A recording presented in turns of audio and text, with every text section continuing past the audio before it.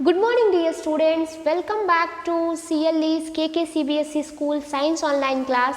Dear students, I hope you all are absolutely fine and doing well. In yesterday's class, we have introduced the concept of metals, okay. How you can obtain the metals, what are the sources of the metals we are going to discuss here, as well as we have introduced the totally 118 elements. In that 86 among 118 elements, how many metals are there? Around 86 metals are there.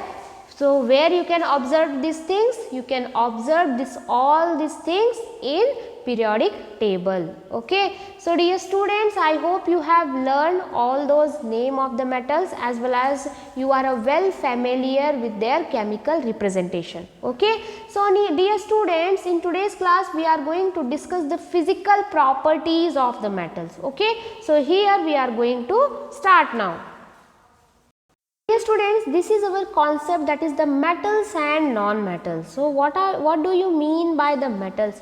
So always keep in your mind, what do you mean by metal? Means always the metal is existing which state? Solid state. So what are the examples of metals you can observe in our day-to-day life? Okay, so brass, bronze, steel, metal slug, copper, cast iron, aluminium. This steel and the brass both are the combination of two metals. It is not a pure metal. Okay, so later on we will discuss this thing, but these are the examples of metals. Okay, so let's discuss about the metals. So elements can be classified as a metals, non-metals on the basis of their properties. Already we have discussed this thing. So first we would like to discuss the properties of metals. So first one is the malleability. Okay, so these are some key points we are going to discuss one by one. So first one is the malleability, that metals can be hammered into sheets. Okay, hammered into sheets means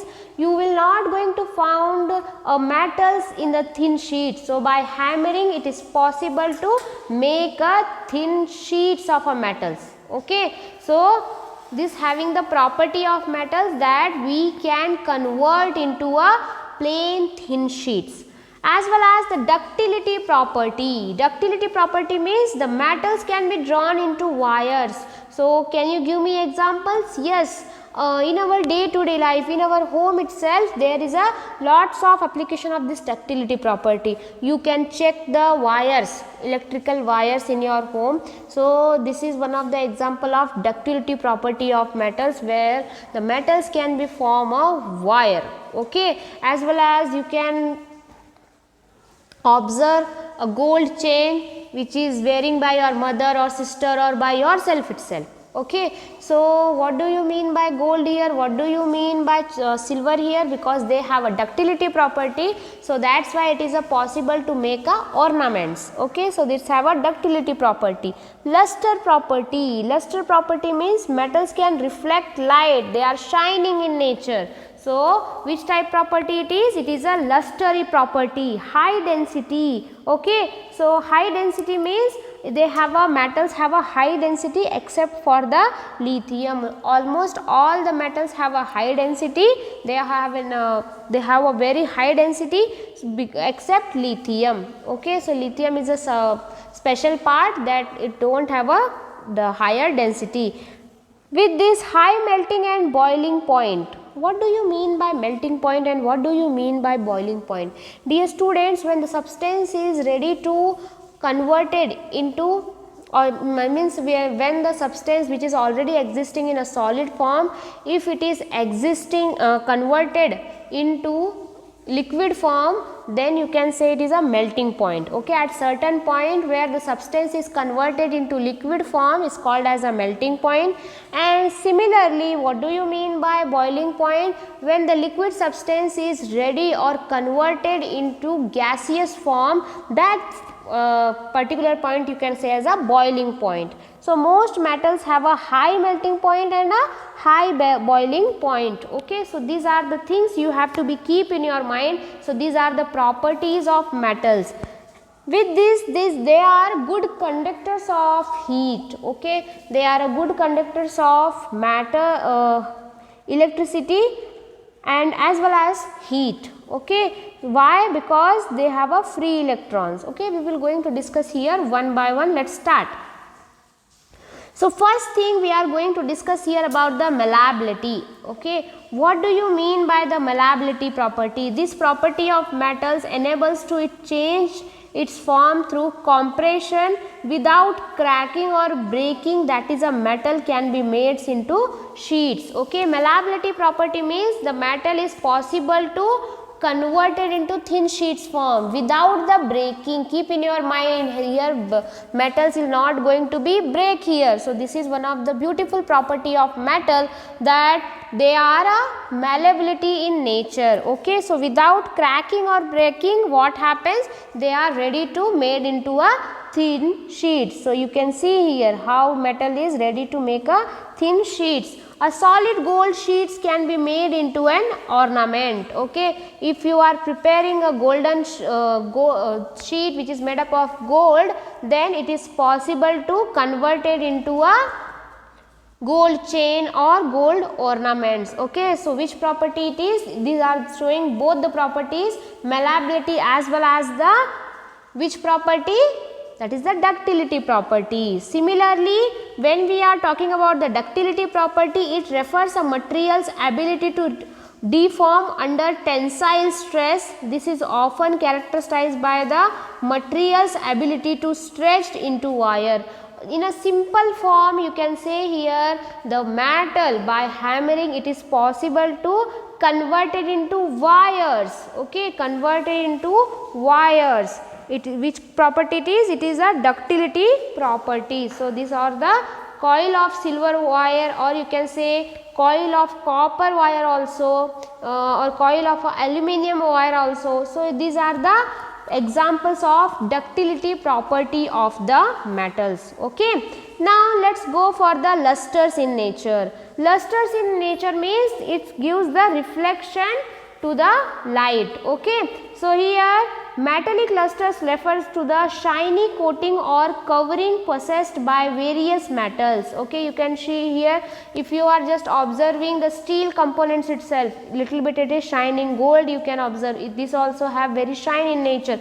Copper you can observe, silver you can observe. So these are the showing the reflection of light. Why? Because they have a luster property. Okay, it means that the metal and its surface have a high reflective qualities. Okay, so you can observe here that they have a high reflective quality. So this is one of the silver cup. You can observe this silver plates also. If in puja, Diwali puja, you can observe in your home itself. Okay, some of the people they used to Pital thali, or you can say silver thali, chandi thali. Okay, why? Because of praying to the god. So at that situation you can observe this luster property in the metals. And next is the density. Okay, so when we are talking about the density of material is defined as the mass per unit volume. Okay, it is nothing but the mass per unit volume. Thus the density of metals is very high except for the lithium. Lithium have a low density.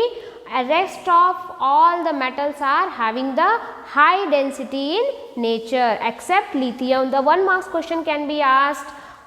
The density of material is defined as mass per unit volume. So the question can be asked, what do you mean by the density of a metal? Or the question is can be asked, which metal is they don't have a high density. Okay, so answer should be lithium. So here you have to be answer for the reasoning question. Okay, now discuss for high melting and boiling point. So as I told, when the substance is converted, a liquid substance is converted into gaseous form, then it is showing the boiling point. When the solid components or solid substance is converted into liquid form, then which property it is? It is a melting point. Okay, so most reactive metals have a high melting point and high boiling point, because in metal there is a very strong intramolecular force of attraction. and it needs a lot of energy to melt or to boil. So dear students, the question can be asked, why the metals have a high boiling point and high melting point? Because they have a strong intramolecular force of attraction between them. So that's why to break their bonds of the metals, it needs lots of energy. So that's why we need to heat more, or you can say we need to apply more energy, more heat, more strength. Okay, so why the high melting point and boiling points are there in a metal? Just because of the strong intramolecular forces. Okay, so here, which is the high melting point metal? It is the rhenium. Okay, what is the representation of rhenium? That is the Rh. Okay, tungsten. Okay, so tungsten is having the high boiling point. So what is the spelling of tungsten? Tungsten. What is the chemical representation?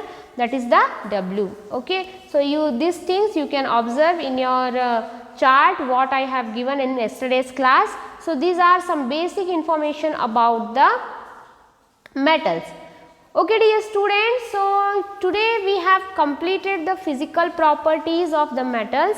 In next class we are going to extend the same concept which is related to the metals and the non-metals. Okay, so dear students, whatever we have discussed, sometimes this question can be asked directly and sometimes a reasoning question can be asked. So we will going to discuss in the next class which type of question can be asked on this particular basis. Okay dear students, so let's meet in the next class. Have a good day. Bye bye.